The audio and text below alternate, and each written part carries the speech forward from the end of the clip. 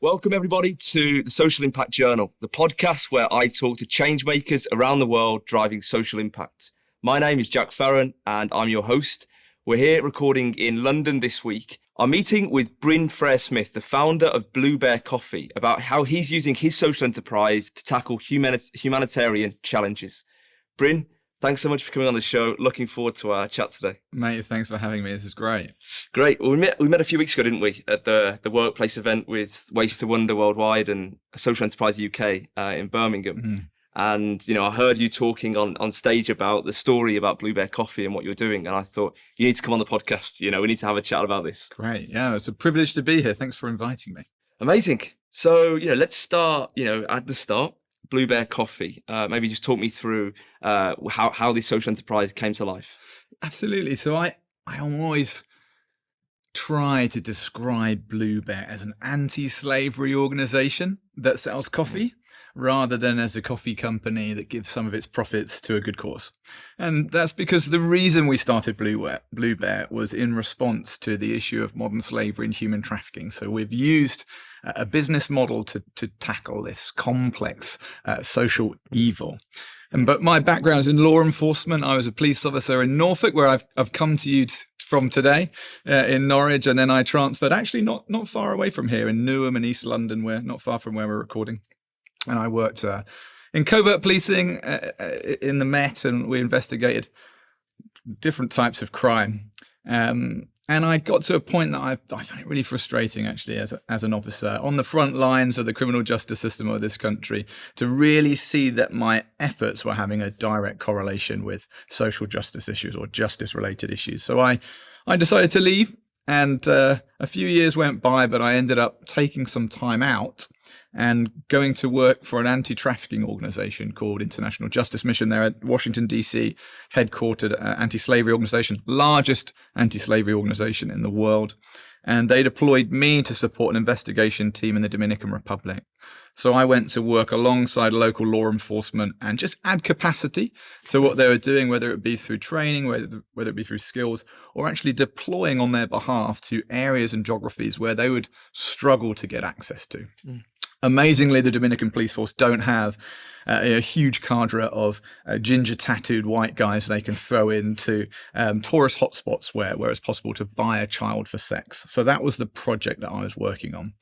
The Dominican Republic is an amazing country. I'm a huge fan of it. I had my honeymoon there, and a large part of my heart is still in that country, but it's a complex country. I describe it to people as a country of the haves and of the have-nots, and most of the population would probably exist in that latter category.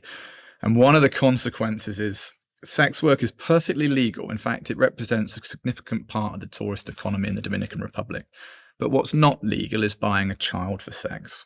And the project that we were a part of, that I was engaged as an investigator, was responding to the commercial sexual exploitation of children. There are a number of studies done in this country, one by the United Nations, one by the organization I was working with IJM, and they found in their original prevalent study that 1 in 10 sex workers or people working in commercial sex industry were actually a minor. They were a child. And in open areas, so like parks or beaches, 1 in 4 was under 18.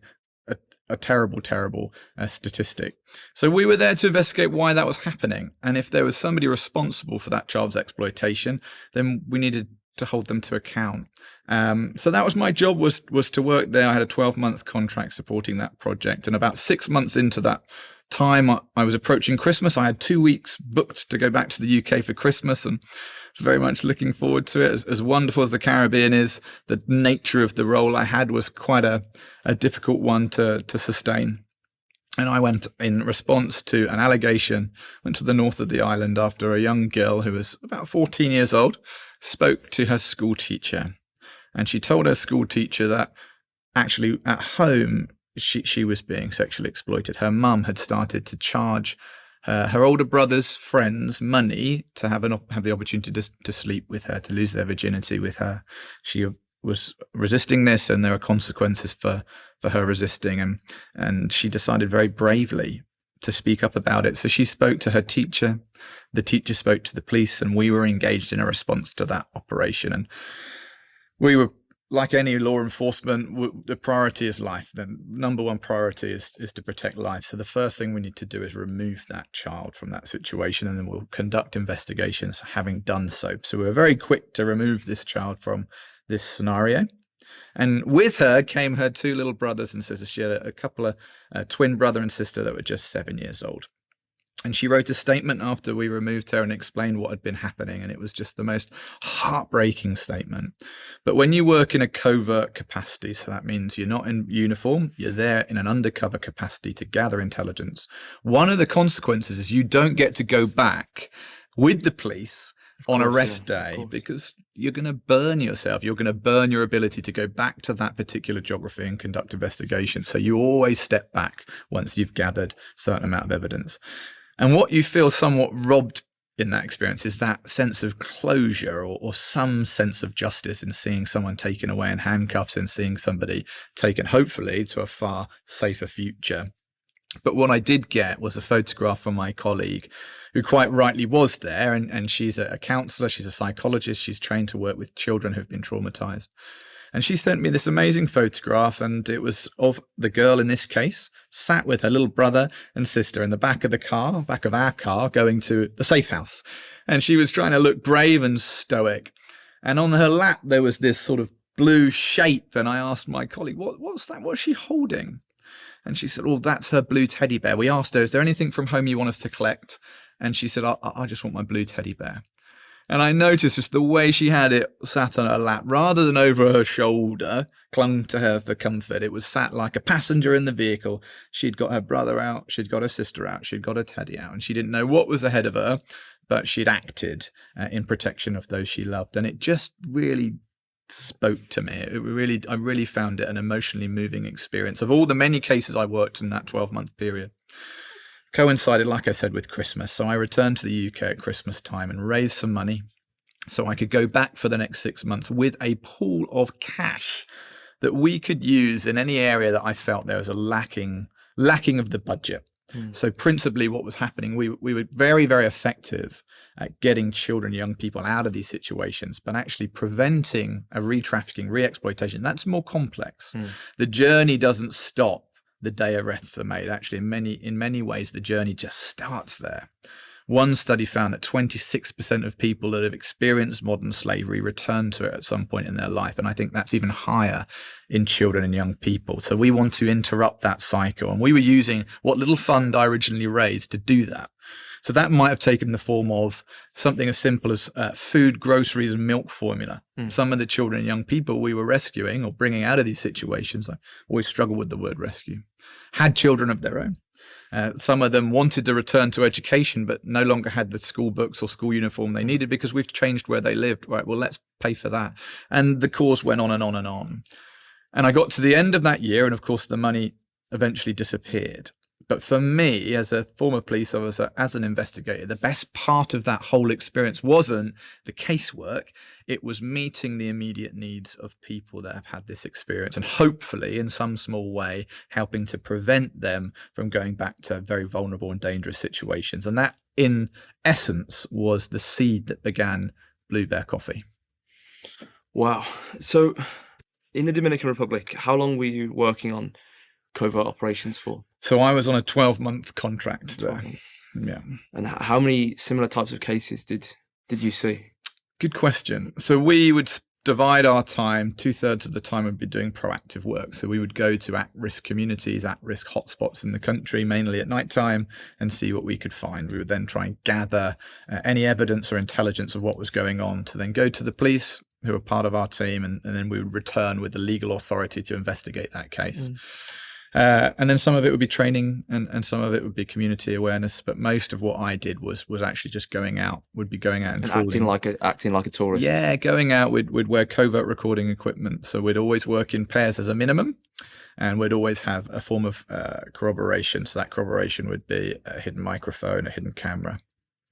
And we'd deploy to these places and see what we could find and I had very little Spanish, which made me a very convincing tourist. Okay. But slowly the Spanish improved. But I was able to perhaps draw out certain bits of information where local Dominican officers would not have got access to those places, to be actually a bit more frank about what I was looking for, a little less hesitant, a little less subtle, because I had that language difficulty, and it made it more incriminating when someone said, "Oh, I can find you a 14-year-old girl. Come with me." Okay, well, we've got a case. So it was a very difficult thing to be a part of. Yeah. Unfortunately, when there are such evils in the world, such problems in the world, that we've got to engage with them. You have a choice, don't you? You have a choice to look the other way. William Wilberforce, one of my heroes, the great leader of the abolitionist movement of the 1800s, once famously said, "You can choose to look the other way, but you can never say that you didn't know." And I think with the information we have available now, that is never more pertinent than it is today. We can't claim ignorance to some of these evils and injustices. So I choose to lean in. And that's what we're trying to do in part with Blue Bear Coffee. You raised the money over Christmas. You went home, and over the course of the next year, you met the immediate needs of children and their families. But what was the next step when that money was gone and you were approaching to say, okay, now how do we how do we take the next steps? Yeah. What was your, to kind of get inside your mind at that stage? What were you thinking about different options? Well, it's interesting. I think two ways of answering that. I have for a long time. So since leaving the police, I worked in a number of anti-trafficking roles, but most of my time over the last 10 years has been in close protection. Okay. So I started a security firm. I ended up working in close protection for a variety of clients around the world, be them ultra high net worth individuals, be them celebrities, be them people involved in politics or monarchs of their own country. And what that afforded me was an extraordinary opportunity to travel. One of the roles actually was working very closely with a venture capitalist. So somebody that invested in new businesses. And I felt that was a really useful client to have. And I was very closely involved in their work. And some of what I was doing was doing due diligence, trying to risk assess some of the businesses and individuals this person was putting their money into. And that gave me the seed, I think, in many ways of thinking, rather than create a charity, I didn't want to divert funds and support for the organization I was working. I think they were doing a fantastic job. I didn't need to create my own empire that would work in competition to theirs for donors. Yeah. If I create a business, maybe we can make capital where there currently is none. And I recognize there has been for a time a growing mistrust of charities, and that's not necessarily unjustified. Recognizing that and building trust with your supporters by saying, well, actually, I'm going to give you something in return. And you need to trust me. And we're really committed to transparency. So we put all of our accounting online. But you've got to trust me that I'm going to use every inch of profit, every ounce of profit from this product to further our cause, to maintain what we're trying to do. So we opted for the business model. And I think that's because I had a little bit of experience of having started a security firm, having worked with businesses, having worked with venture capital and young entrepreneurs, that I thought this might fit the gap better than the creation of yet another anti-slavery charity. What a fantastic idea, because, I think as a lot of people watching the podcast will know, charities are fighting every day for smaller and smaller sums of money out there. And, many of them are closing down. So, you're looking towards a new market to say, let's offer a product or a service. I think we'll get on to coffee and why coffee later, to then bring in new capital so that can be used for the social cause. So once you decided on a business, what was that? I want to see the first thoughts. Was it just yourself, or did you have some advisors that were helping you think through that early stage? Oh gosh, it was essentially my idea, and I had long had the idea of having a coffee shop long before I thought it could be used for social purpose. Wouldn't it be fantastic? I think most people romanticize about the idea of having their own coffee shop one day. Quite rightly, it's great to dream, and I was one of those dreamers. But when I put the two things together, I knew that at the end of that particular project, I didn't want it to exist as a scrapbook entry in my life. I wanted it to direct and in some way dictate my future steps. And I thought, okay, well, maybe we can combine those two things. So I did speak to as many people as possible. I reached out to people I knew in business, and I had this, coffee. I thought coffee would be a good vehicle for a number of reasons for us. And I ended up speaking to a friend of mine called Josh Clark, who I was connected to, and he was instrumental. He was at the time the director of a larger coffee company called Clifton Coffee Roasters in Bristol. And we met, and he talked me through how it worked working with them as our principal roaster, and how the operations could be handled if we produced the communication and the surface level skin of that business, and we would look at how much money that would generate. And that was the start of Blue Bear Coffee. And it was amazing. I was advised by my uncle, actually, who was a fairly successful entrepreneur. I had all these different ideas, and he said, start with the cheapest. Before you go to the banks or go for investors, start with the cheapest. What's the quickest route to market? Yep. And that was to go online. So we started a website, we did a crowdfunding campaign, we raised some money, I chipped in a little bit, and we created a company that all singing, all dancing, well-functioning, great user experience for less than £10,000 sterling. And within our first year, we broke even, and every year since we've been in profit.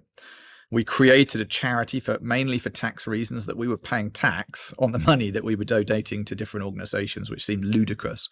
So we created our own foundation a couple of years ago. So all of the profit from the social enterprise goes there, and it allows us to spend 100% of our charitable funding on programs. So nobody's getting a big salary or big dividends. There's no jet flights around the world coming out of what we pay for in a charity. So we have those two structures now, and that seems to work. So maybe we'll talk about that tax and why you were taxed on. I think we'll talk about the CIC structure. Yeah. But the coffee. So what was the plan of action? So you said you got the website up for less than £10,000. Was it a B2C model that you were initially piloting with? It was a bit of both. I was very fortunate that a coffee shop ran with us from day one. So from the start of the business, we had a decent volume going out just with that coffee shop alone, but most of it was individuals. Okay. So it was people buying coffee to have at home, to brew at home, and then we started a coffee subscription model where we'd offer a different single origin every month, so people get an idea of going around the coffee belt and experience different coffees from around the world, learning a little bit about that coffee and the circumstances of it, and geography and projects and premiums and all that good stuff. So we've grown, it's probably grown 50-50. So about half of our consumers are individuals that are really great coffee lovers, committed coffee lovers who love to drink specialty coffee, but also support our cause. And then our wholesale accounts have really grown, and they're so diverse. Some of them are churches, some of them are businesses. I spoke not too long ago at a private equity firm in Mayfair that buys our coffee. We've got an amazing variety of wholesale supporters.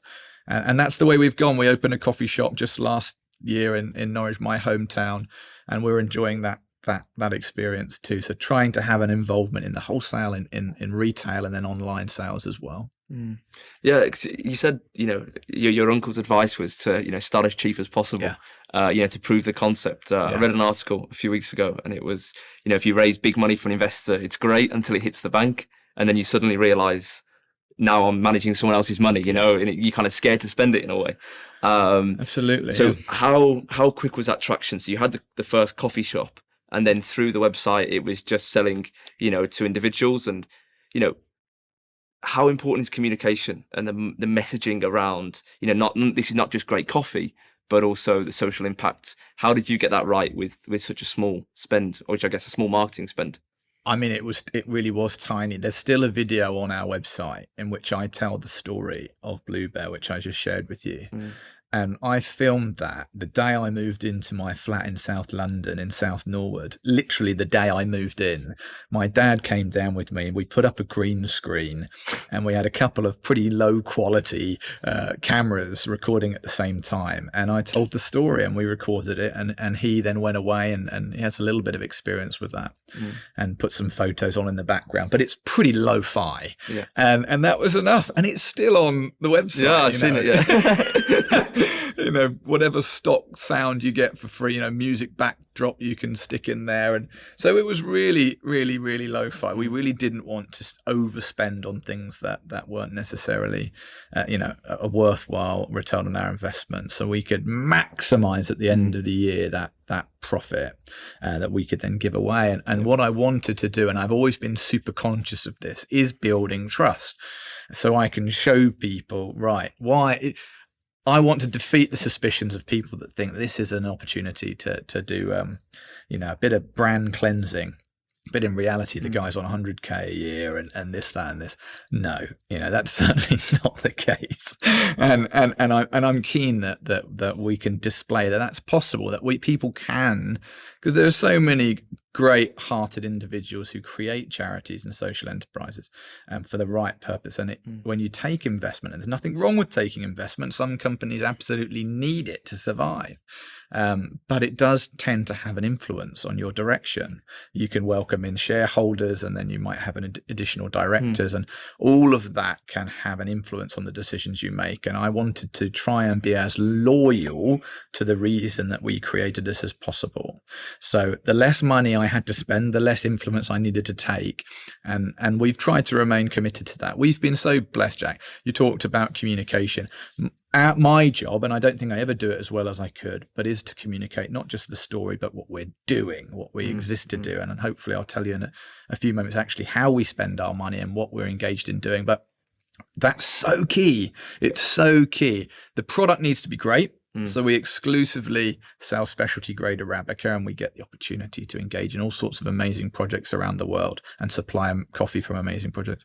But it has to be finest quality, because I didn't want anybody going, oh, it's a great cause, but actually it's a bit of a crap product. They might come to us once, but they won't come back. Exactly. So it needs to be a high quality product, and then it's down. So I know that when it goes through the door of somebody, they're going to enjoy that experience. Then it's down to us to communicate the message. We go over the top with it, and I think it could become a deterrent.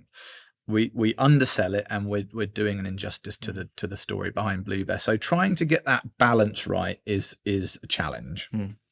Yeah, I mean that sounds like a lot of social enterprises struggle with that balance. So you mentioned how are you spending your money on this? It'd be good to hear. I fed you that one, didn't I? Thank you. So we have got 2 projects, and I'm really excited to talk about them, because what we're trying to do is have something that is preventative and something that is restorative. It's far better to prevent situations of exploitation than try and tidy up after them. So we have a children's education program called Brave. It's based around a children's storybook. It's made for a primary age school child, and it's been translated at the moment into 5 different languages. We're equipping schools and organizations and churches and anyone that wants to use that as a key text to raise awareness for children, particularly children in at-risk communities around the world, to the realities of modern slavery in a child-friendly way. So we have Brave. It comes with a syllabus and some teaching materials. Loving that. The other half is restorative. So we're still working in the Dominican Republic. We're closely partnered with an aftercare shelter that I think exhibits an example of best practice. There's no maximum time period that the girls that enter this aftercare shelter can stay there for, and they get the opportunity to develop themselves with education, with employment skills training, yes, with counselling, with spiritual support, and just really grow themselves. I was updated by the manager of that project last week. I regularly try and get updates. What's going on? How are things going? And I was told that the 2 girls last week graduated, one from nursing school and one had just graduated from high school. And the girl that just graduated from high school, when she came to them, they thought she was completely non-verbal. For the first 3 to 4 weeks, she didn't say a word to anybody. So much so that they just assumed that she was mute. She didn't have that ability. And then slowly the armor started to come off. And she's now the life and soul of the place. You just can't shut her up. And that was their words. You can't shut her up. And I love that. I love that we're supporting a project that is redirecting the trajectory of individuals' lives, that they're starting to have hope again. And nearly in all cases, what's so beautiful about their stories is they're their desires are to sow back into the world in some positive way, whether through nursing, whether through counselling, whether through teaching, but in some way they want to take their experiences and use it in a positive way to prevent other people having such lived experience. And we get to be part of that, and that's why I get so passionate about it. So thank you for giving me the opportunity to share that. Amazing. No, and so the profits come from the CIC to the charity, Correct, and then are going to those two projects. In terms of the structure of the organisation, just maybe to come back towards the business side, what is a community interest company for the listeners that we have that are outside of the UK that maybe run social enterprises or non-profits but have never heard of a community interest company? Good question. So in the last 10 years, it's kind of gone bonkers. There's been this proliferation of different structures. They've been created for good reasons, but they're supposed to make it easier for people like myself, people like yourself, that are creating ventures for social benefit, for social good. The CIC is the community interest company. Like it says on the tin, the idea is that it will support community projects. It is in all essence a limited company. You'll pay tax exactly like a limited company would pay tax. You need to do annual accounts, and you need a director, and the company's responsible for any losses. So it's not hugely different from a limited company, but there are lots of extra additional means of support that are available to social enterprises. But in addition to that, we have something called asset lock. So in our articles of association, which we have to draft when creating a company or a social enterprise, there's something called an asset lock, which means any equipment or assets we buy, would be that a coffee roaster or laptop or whatever. If we were to shut down and liquidate, any value that remained in those would go to a nominated charity. So you see pump and dump schemes, you see Phoenix companies where things start going wrong, they cut a company, and the very next day they just add a few letters to it and register it on Companies House again and just transfer the assets across. Well, with Asset Lock, it prevents you from doing that. So there are a number of different ways they try and use that structure to make sure it is being loyal to its purpose in promoting and promoting community projects or doing good in some way, that being the focus of the enterprise rather than just shareholder return and profitability. Yeah. Do you think, looking back now, the CIC was the best structure that you could have gone for Blue Bear? Great question again. I don't know. I think there's since been something called a charitable company, which is, it's a little bit different, but it's different. There's so many of they're quite nuanced, and I'm not entirely sure how all of them work. The way we do it at the moment, like I said, we have a social enterprise that does our trading, and then the profits will go to the charity. It also means when we do receive donations, we can cut out the middleman that goes straight to the charity, and that seems to be working at the moment. Let's look towards the future in terms of numbers and what you project in terms of how much you can redistribute to the causes that you're supporting. Do you have any forecasts for the coming years? I hope so. So we've been very fortunate. It's been a very positive correlation on the graph. Turned over £20,000 in our first year, and we should be doing somewhere between £220,000 and £250,000 this year. And I think this is in October. It will be our 7th year of trading. So a good, to some people listening, these are tiny numbers, but for us, it's a great encouragement to see the growth. I explained earlier that I've only actually been working full-time for Blue Bear for the last 10 months. Prior to that, it was something I developed as a secondary role. I had to have a full-time job in order to support myself and give us the fuel to grow Blue Bear. And a lot of social entrepreneurs may experience that. We might want to come out and have a lovely salary and allow us to do what we love. But in reality, it's very hard to experience that most of the time. There's got to be a sacrifice on your side. And that meant that I would have a full-time job, and any spare time in and around that would be spent developing Blue Bear. So we've seen a big uptake obviously in turnover since the opening of the coffee shop, which has been going great. But it's fantastic. Last thing I wanted to do is build a really expensive company that just about broke even every year, even though it gives us great communication opportunities, which are much harder to chart and record. It's very hard to. Metrics of profit and loss are very easy to establish. Understanding your influence and impact is a much more difficult metric to measure. But I do want us to be profitable. I always want us to be profitable, and I want that profit to grow every year, and it has been doing that. So I'm hoping, with a good wind, we won't be too far off a £250,000 turnover this year. We've raised over £60,000 up to last year, so hopefully the aim for this year is another 20 grand on top of that, and then every year we've set a higher target, and that's pure going straight 100% to programs. So things are going good. It's not. Having 6 to nearly 7 years of experience is still not a huge life cycle, but in that time I have come across some brilliant businesses and ideas that have come and gone, actually, and it is maybe because of their structuring, maybe because of their somewhat unrealistic ambition. I don't know, but I think there is some wisdom in slow and steady. Slow and steady, sustainable progress there's a lot to be said for that, rather than big overnight success and in a couple of years' time they're nowhere to be seen. So I think we'll carry on like this for now, as long as we're growing, as long as we're progressing, as long as we're building not just with our finances, but our community grows, the amount of people that engage with us, our social media followers, our newsletter readers, and so on and so forth. Their numbers are always growing. It's not always that dramatic, but it's heading in the right direction.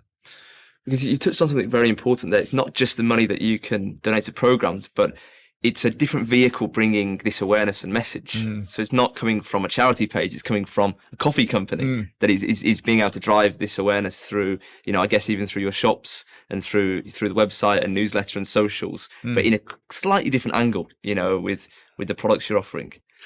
I think that's not to be undervalued, actually. And I think one of the great advantages of having a product, being a product-based company, is there's a neutrality that we can exploit.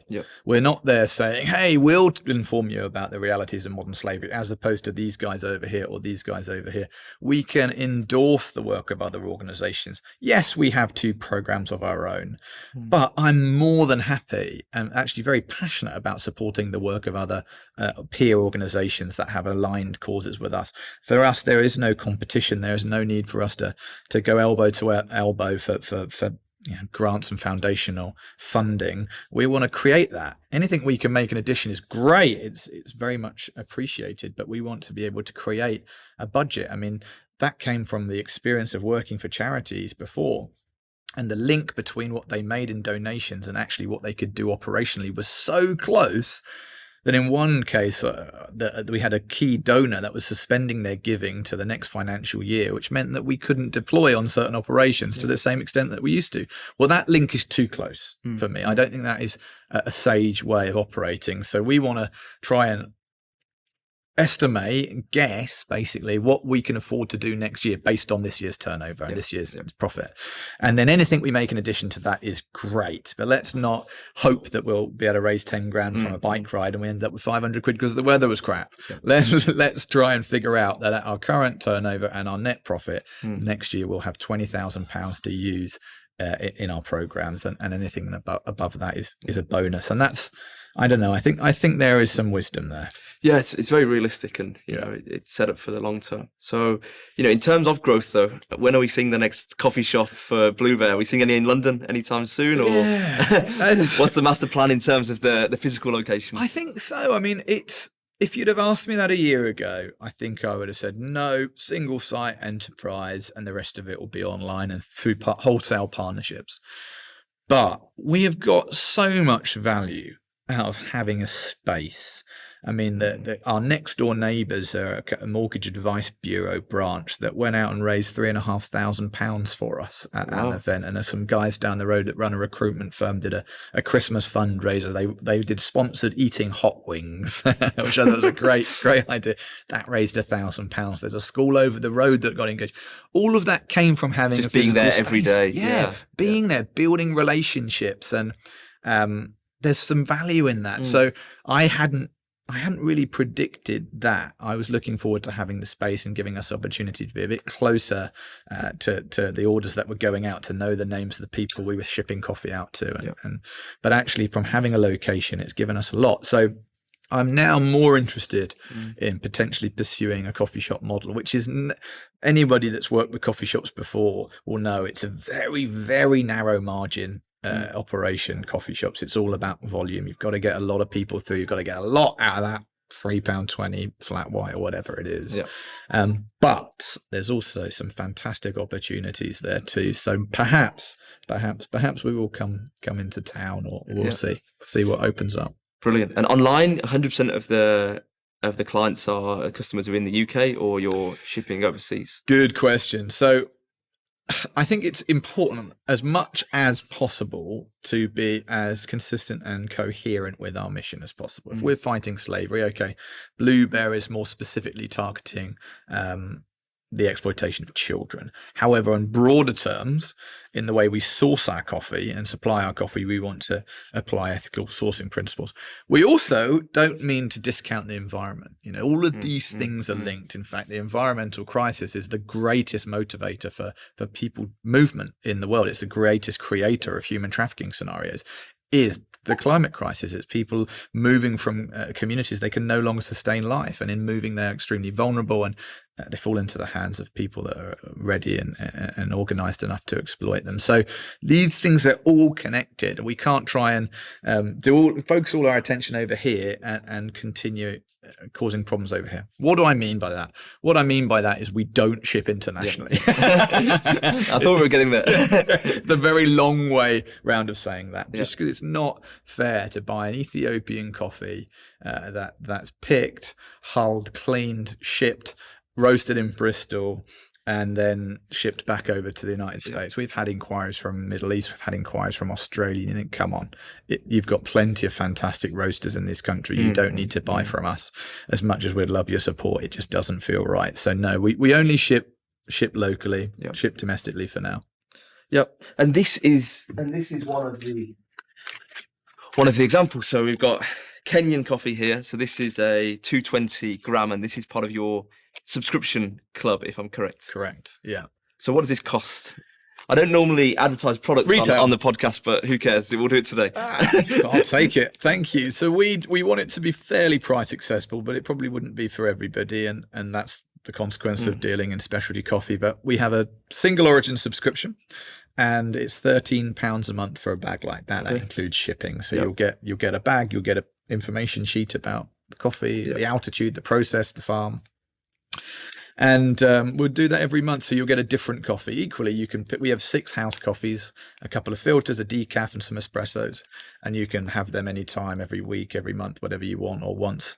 But we have the coffee single origin subscription, which is really fun because you'll get something wild from India, or you'll get something from China, or you'll get something from Latin America or East Africa, and learn a little bit about the differences in coffee. So that's a real fun journey to go on. £30 for a kilo, £13 for a 220 gram bag, which we think is a fair price. Yeah, amazing. So that's delivery to the door. Delivered to your door. Okay. Good stuff. Do you have figures in terms of, for let's say a £13 a month subscription, in terms of your profit margins and what gets to the program?